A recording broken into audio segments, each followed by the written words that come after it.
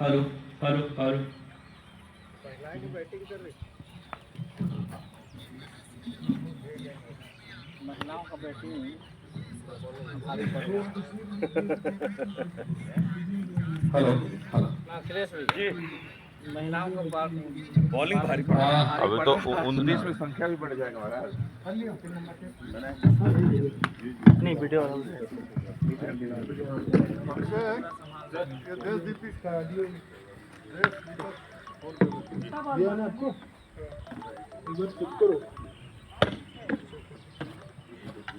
Headphone लगाओ ना भाई।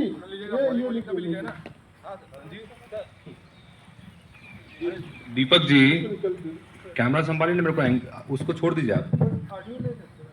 ऑडियो लिया नहीं अभी तक। निकालो दे।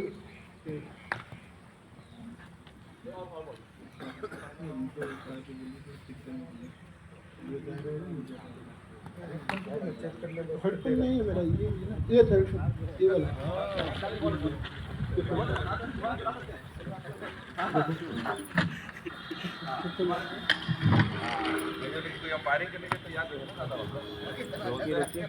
डॉक्टर लोग अलग खिला रहे हैं। Hello hello hello, check check check. Hello hello 15 over में हेलो हेलो। उसका लेवल सेट करो। पूरे ग्राउंड को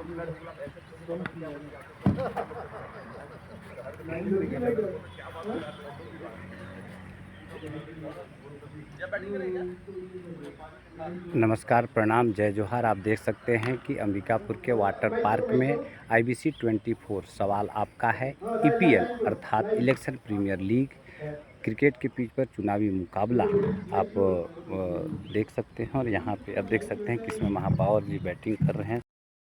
IBC 24 के बेहद खास और दिलचस्प चुनावी कार्यक्रम election premiere league.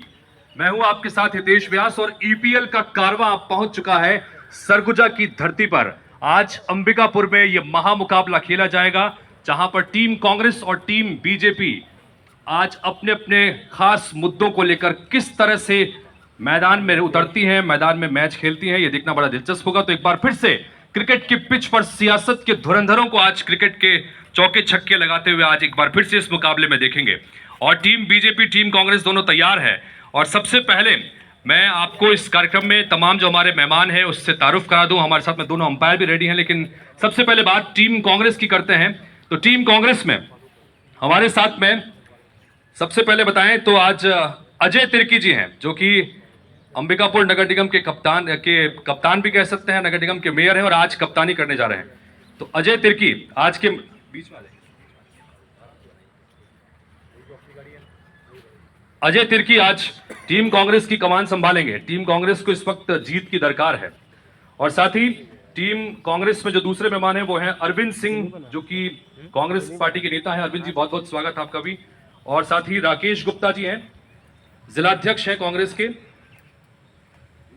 Hitendra Mishra ji प्रदेश महामंत्री हैं। जितेंद्र मिश्रा जी, अच्छा द्वितेंद्र मिश्रा जी प्रदेश महामंत्री हैं। और मधु सिंह जिला पंचायत के अध्यक्ष हैं। और सतीश बारी आप पार्षद हैं। चलिए, मैंने टीम कांग्रेस का इंट्रोडक्शन दे दिया और अब टीम बीजेपी की बात करते हैं। टीम बीजेपी में तमाम हेवीवेट चेहरे नजर आ रहे हैं और आज टीम कांग्रेस को मुकाबला उनसे करना है, इसलिए मैंने इंट्रोडक्शन पहले टीम कांग्रेस का दिया। देखिए, चिंतामणि महाराज जी हमारे साथ में हैं, जो कि आज टीम बीजेपी की कमान संभालने जा रहे हैं। और भारतीय जनता पार्टी ने वैसे भी एक बड़ी जिम्मेदारी के तहत मैदान में उतारा है। बहुत बहुत स्वागत चिंतामणि जी आपका। हमारे साथ में लक्ष्मी राजवाड़े जी हैं, जो कि प्रदेश सरकार में मंत्री हैं। बहुत बहुत स्वागत लक्ष्मी जी आपका भी। और महिलाओं का इस वक्त पूरे देश भर में, पूरे प्रदेश में बोलबाला है। आपको भी आज जिम्मेदारी निभानी होगी इस मुकाबले में, आज किस तरह से आप टीम को जिताती हैं। हमारे साथ में उद्धेश्वरी पैकरा जी भी हैं, लेकिन प्रबोध मीन जी, पहले प्रबोध मीन जी भारतीय जनता पार्टी के विधायक हैं। बहुत बहुत स्वागत प्रबोध जी आपका। और प्रबोध मीन के बाद में अखिलेश सोनी जी भारतीय जनता पार्टी के नेता हैं। अखिलेश जी बहुत बहुत स्वागत आपका भी। और उद्धेश्वरी पैकरा जी भी भारतीय जनता पार्टी के विधायक हैं। उद्धेश्वरी जी बहुत बहुत स्वागत आपका। और विश्व विजय सिंह तोमर जी भारतीय जनता पार्टी के युवा चेहरे हैं। आज आपके कंधों पर भी बड़ी जिम्मेदारी रहेगी। तो चलिए आज के इस मुकाबले को शुरू करते हैं। टीम कांग्रेस और टीम बीजेपी तैयार है और आज की इस मुकाबले में जैसे दोनों ही निर्णायकों की भूमिका में निभाने के लिए हमारे साथ में सुधीर पांडे जी और अनंगपाल दीक्षित जी मौजूद हैं। आपका भी बहुत बहुत स्वागत है।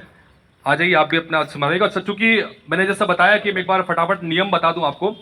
जैसा मैंने पहले बताया कि जैसे बीच में हमने यहाँ पर 5-6 बल्ले रखे हैं, दोनों ही तरफ से 6-6 खिलाड़ी हैं, हर बल्लों के ऊपर विषय लिखे हुए हैं। आपकी तरफ से जो अभी कप्तानी जो कर रहे हैं, उन कप्तानों में जो टॉस होगा, जो टॉस जीतेगा वो आकर पहले उनकी तरफ से कोई एक बल्लेबाज आएगा, उठाएगा बल्ला। जो बल्ला होता था उस पे जो मुद्दा लिखा रहेगा, उस मुद्दे पर आकर आपको आपस में बल्लेबाजी करनी है, अपनी बात रखनी है, वाद विवाद करना है। यानी कि जो काम आप लोग करते रहे हैं टीवी के अलग अलग मंचों पर, आज इस क्रिकेट के मैदान पे आपको करना है। उसके बाद जो दोनों हमारे निर्णायक हैं, वो निर्णायक ये तय करेंगे कि आपने जिस तरह से आज इस मुद्दे पर अपनी बात रखी है, उसमें 10 में से आपको कितने अंक मिलने चाहिए, यानी टीम बीजेपी को कितने और टीम कांग्रेस को कितने। तैयार है वो।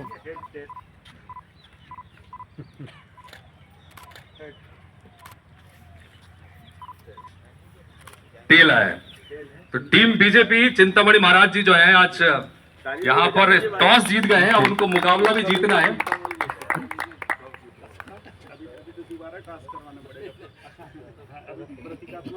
दीपक जी कहाँ है? दीपक जी कोई, चलिए। अखिलेश जी ने जो बल्ला उठाया वो है महंगाई और रोजगार, और बल्कि बेरोजगार। बहुत महत्वपूर्ण मुद्दा है जिसको लेकर कांग्रेस पार्टी लगातार घेरती है। अपनी जगह पर आ जाइएगा अखिलेश जी। तो आपको महंगाई और रोजगार के मुद्दे पर डिफेंड करना है। डिफेंड इसलिए क्योंकि कांग्रेस और तमाम विपक्षी नेता आरोप लगाते रहे हैं कि महंगाई और बेरोजगारी के मुद्दे पर केंद्र सरकार के स्तर पर कुछ हुआ नहीं। अजय जी, आपकी तरफ से कौन जवाबी बल्लेबाजी करेगा? बहुत मंत्रणा चल रही है। मेरा विषय था। अजय जी, कौन तय किया आपने? हमारा विषय है। राकेश जी, तो कांग्रेस की तरफ से राकेश जी जवाब देंगे। गरीब आदमी के जीवन में खुशहाली आई है। चारों तरफ हर तरीके से लोगों के हर गरीब के परिवार में, चाहे वो पक्के की मकान की बात हो, चाहे उज्ज्वला से गैस कनेक्शन की बात हो, चाहे वो जीवन स्तर में आप देखेंगे देश भर के जनजातीय इलाकों में, हम जनजातीय इलाके में हैं, यहाँ भी आप लोगों के जीवन स्तर में क्रांतिकारी बदलाव देखने को मिला है। चाहे वो बैंकों के द्वारा बिना ब्याज, बिना कोलेटरल के, बिना ऋण देने की जो बात है, चाहे 50,000 से लेकर 10 लाख रुपए तक का, तो इस तरीके से लोगों के रोजगार में, उद्योग धंधों में बहुत ही देश में क्रांतिकारी बदलाव आया है और जिसके कारण लोगों का जीवन बहुत आसान हुआ है। जी बताइए। वो कह रहे हैं कि आप महंगाई के मुद्दे को लेकर हमेशा से घेरते रहते हैं। वो कह रहे हैं कि जीवन आसान कर दिया है। कहाँ 2004 की जो 14 की स्थिति थी, आज की स्थिति में बात करें तो आज महंगाई है और रोजगार को लेकर भी बहुत काम हो। बताइए, जवाब दीजिएगा। धन्यवाद पहले आईबीसी को जो इतना अच्छा एक प्लेटफॉर्म दिया हम सबों को अपनी बात रखने के लिए, और यहाँ पर उपस्थित सभी वरिष्ठ जनों का भी मैं अभिनंदन करता हूँ। रोजगार की बात से मैं अपनी बात को शुरू करूँगा। जो लोग पकोड़े बेचने को रोजगार कहते हैं और प्रधानमंत्री जी युवाओं को कहते हैं कि वो पकोड़ा बेच रहा है तो वो रोजगार है। हमको ये समझना पड़ेगा कि जीविका और रोजगार में अंतर है। मेरी योग्यता, मेरी सोच और मेरी मंशा के अनुरूप यदि रोजगार मिलता है तो उसे रोजगार कहा जाएगा। जीविका और रोजगार में अंतर है। ये सोच जब तक नहीं लाएंगे तब तक ये रोजगार कहाँ दे पाएंगे। 2 करोड़ प्रति वर्ष रोजगार। पकोड़े बेचना भी बहुत सम्मान के साथ रोजगार है। पकोड़ा बेचना रोजगार नहीं है, गलत बात है। मैं अपनी बात पूरा कर लेता हूँ फिर देखिए, आज के मुकाबले में दोनों अंपायरों की प्रधानमंत्री भूमिका जी है ना, वो आप लोगों ने पूरी पारदर्शिता के साथ युवाओं को रोजगार का अवसर देती है। जी बताइए। अब आप महंगाई पर बात करना केवल चाहते ये हैं। घोषणावीर बनते हैं। अगर ये जांच कर रहे हैं तो जांच का रिपोर्ट देना। 2G का रिपोर्ट आया क्या? तो अभी इसकी जांच की रिपोर्ट देंगे तो अपने आप चीजें सब सामने आएंगी। केवल घोषणावीर न बने। जहां तक महंगाई की बात है, महंगाई के बारे में मैं कहना चाहूंगा कि आज 100 रुपए से ऊपर पेट्रोल डीजल है। महिलाओं की आर्थिक स्थिति घर चलाने में तकलीफ हो रही है। आज तेल हो, दाल हो, रेलवे का किराया हो, ये सब चीजों में भारी वृद्धि लगातार होती जा रही है और इसे लोगों को ये कह रहे हैं कि महंगाई कोई मुद्दा नहीं है। जिसके ऊपर बीत रहा है उसे पता है कि 6,000 रुपया महीने में देश की 88% लोगों की इनकम एक प्रदेश में 6,000 रुपया महीना है, वो घर कैसे चलाएगा। महंगाई एक बहुत बड़ा मुद्दा है और महंगाई के मुद्दे के ऊपर जब ये देश कारपोरेट के लोग चला रहे हैं तो ये लोग 1-1 की बराबरी पे है। और 2024 का जो चुनाव है वो काफ़ी कुछ निर्णय करेगा दोनों आरोप प्रत्यारोप के मुद्दे पे। अखिलेश जी बहुत मजे हुए खिलाड़ी हैं। मैं उनको बचपन 20 साल लगभग के थे तब से जानता हूं। अच्छे आक्रामक बल्लेबाज हैं और उन्होंने मगर आज बहुत सधे हुए अंदाज में पारी की शुरुआत की और उतने ही सुलझे हुए और आक्रामक अंदाज में बॉलिंग की राकेश गुप्ता जी ने कांग्रेस की ओर से। मैं ये कहूँगा कि पहला मुकाबला लगभग बराबरी पे था। दोनों ने अपने अपने मुद्दे बहुत अच्छे तरीके से जिस तरीके से रखा और उन्होंने बगैर आंकड़ा के अपनी बात को बहुत मजबूती से रखा, लेकिन राकेश गुप्ता जी ने, कांग्रेस के जिला अध्यक्ष ने पूरे आंकड़ा के साथ अध्ययन करके वो आए थे, ऐसा लगा। और वो अध्ययन के तौर पे जो आंकड़ा वहाँ पे रखे तो सबके लिए जानने की भी एक जिज्ञासा थी। इनको धन्यवाद करता हूँ, आज ये डिबेट उन्होंने रखा ईपीएल के माध्यम से। और जो परिवारवाद का विषय है वो निश्चित रूप से पूरे देश भर के लिए राजनीतिक क्षेत्रों में बड़ा विषय है परिवारवाद का। और जो हम सब लोग जो राजनीतिक क्षेत्रों में जो पार्टियों को देखते हैं कि पार्टियां कैसे जनप्रतिनिधित्व जो मिलता है उस स्वरूप में लोग अपने क्षेत्रों का और बाकी जगहों का विकास और बाकी चीज़ों के लिए आते हैं।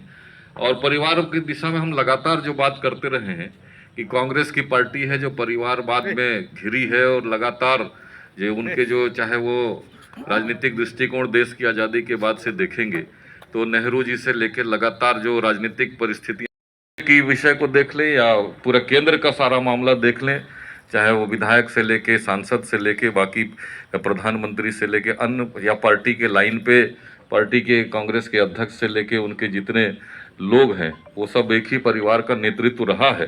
तो निश्चित रूप से ये परिवारवाद के चलते और वो जो निर्णय होते रहे हैं वो देश की दिशा को भी भ्रमित किया है, देश की दिशा का और देश के विकास को, देश का जो सारा कुछ।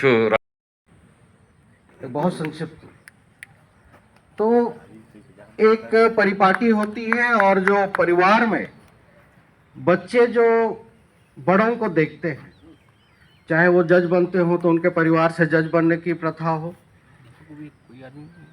राजस्थान का ही उदाहरण लीजिए कि सबसे ज़्यादा आईपीएस आईएएस वहाँ से आते हैं तो उनके परिवार के लोग आईपीएस आईएएस होते हैं। बिजनेसमैन है तो उसके बच्चे बिजनेस की ओर जाते हैं।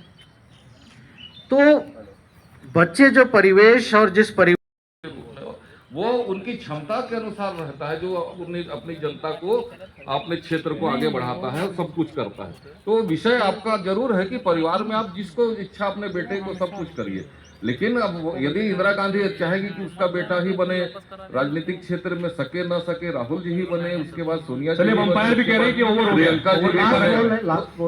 बल्ला उठाया है वो है राम और राष्ट्रवाद। देखिए भारतीय जनता पार्टी के नेता एक एक करके बल्ले भी अपने ही मुताबिक उठा रहे हैं।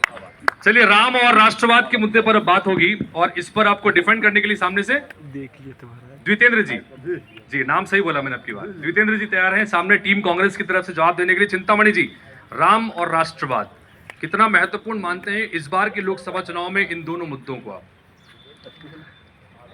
राम कितना महत्वपूर्ण है वो बताने के लिए शायद आवश्यकता नहीं होना चाहिए, जो सभी के दिलों में बसने वाले हैं। और आज अयोध्या में विशाल मंदिर बना और वहाँ भगवान राम लला विराजे। मैं इसमें जो सबसे महत्वपूर्ण बात बताना चाहता हूँ वो ये है, हम हिंदुस्तान के रहने वाले हैं, हिंदू संस्कृति के मानने वाले हैं। मैं कुछ दिन पहले तक देखता था दीवारों में लिखा होता था गर्व से कहो हम हिंदू हैं। हम उसी भारत के रहने वाले हैं जहाँ पर भगवान राम और कृष्ण का अवतार हुआ था। और स्थिति परिस्थिति